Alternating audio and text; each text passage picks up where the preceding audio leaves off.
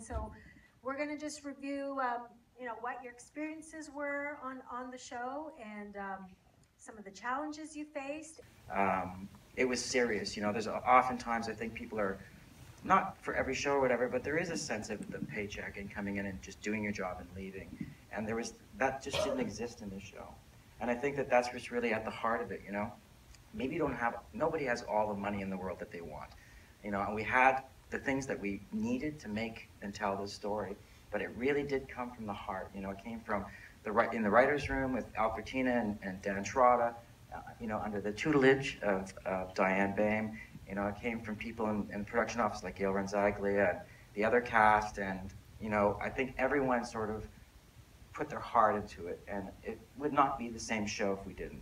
I've worked on shows where people are just there doing their gig and looking at their paycheck first, and you can feel it. And I think that that's what's missing, I think, in a lot of television, not just in Canada, but everywhere. And you're seeing certain shows like Luther or Breaking Bad or whatever. They had the same experience on Breaking Bad. You know, you'll see the interviews with the actors there, and they were just, we knew this was an opportunity. We knew this writing was amazing, and we knew this was the role of our lives. Well, that's the feeling I got with them too. You know, that's the feeling I had on set. From the crew, the cast, even Kate, everybody was into it, you know? John Lecrier was the director on this. Knowing that we want to reach out to the viewers, offer that voice of authenticity, but also, you know, stand out from the clutter. I think it's a real testament that we're here at VIFF showcasing, you know, the world premiere of a television show. What inspired your cinematic vision, and what do you think, you know, in terms of that bleakness? You know, how did you capture that?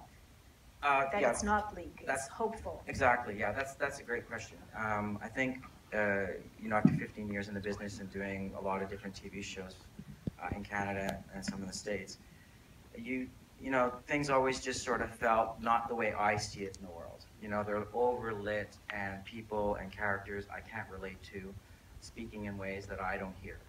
And when I read these scripts originally, it was like, I was euphoric in a sense, because it was like the first time I've read in Canada something so authentic and something so true to the human condition that it inspired me, and it gave me a sort of passion for the project, where I thought, okay, now here's an opportunity for us to do something authentically and do something cinematically and filmically, which is the new trend. I think now, you know, TV is the new cinema in a sense, where you're showing a TV show, which it had, you know, blacks for commercials and stuff, so you have to, you know, work with us on this. This is the first time it's been done.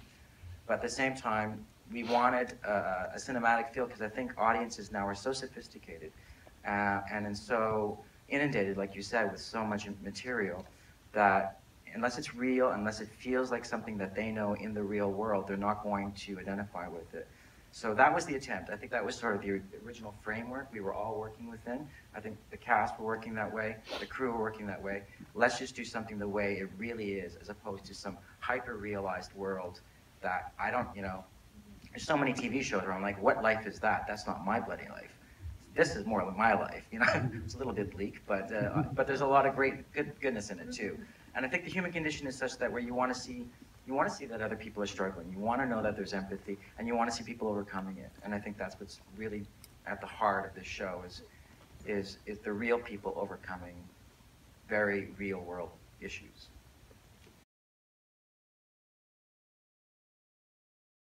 Part of the strategy, not only just the new digital equipment and the Alexas, which you can move very fast and you don't have to have a lot of lighting. And we were probably doing twice the amount of work that a lot of other bigger budget shows do in half the amount of time. But we knew in order, you know, we didn't have 25 locations, we didn't have trailers, we didn't have a lot of stuff.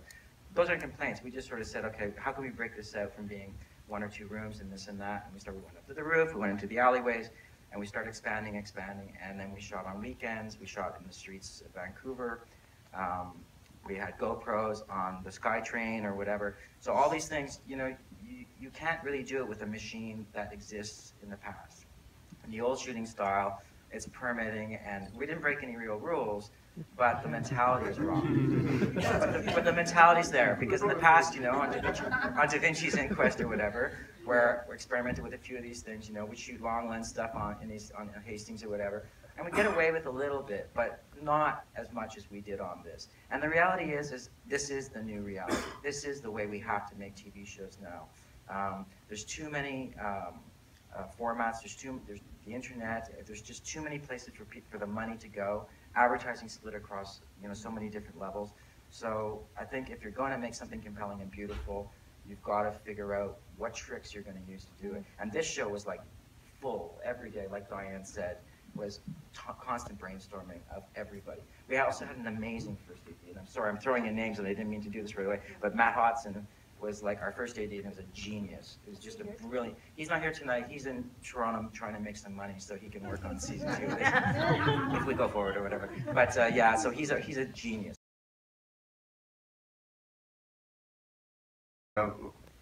What you ultimately said, what you told me, it influenced my performance in a huge way. And I think just we're living in a time where it's become more acceptable than it ever has been to show how broken you are to the world, and that's almost a strength. Would you agree? Well, that's interesting that you brought that up. But yeah, I think I would imagine that a lot of us human beings start off our lives thinking it's going to be a certain way. And then we go through the experiences of life and learn the lessons of life in all different myriad ways and realize just how tough it is, and that we walk by people every day and we have no concept of the pain or difficulties that they're going through and smiling through and faking through their way through so that they don't burden anyone else with their issues. And I think there isn't a person alive who doesn't privately go away sometimes and just say, this is a fucking hellish life sometimes. And I think sharing that experience, is what art's about, and is what film has been about for me. And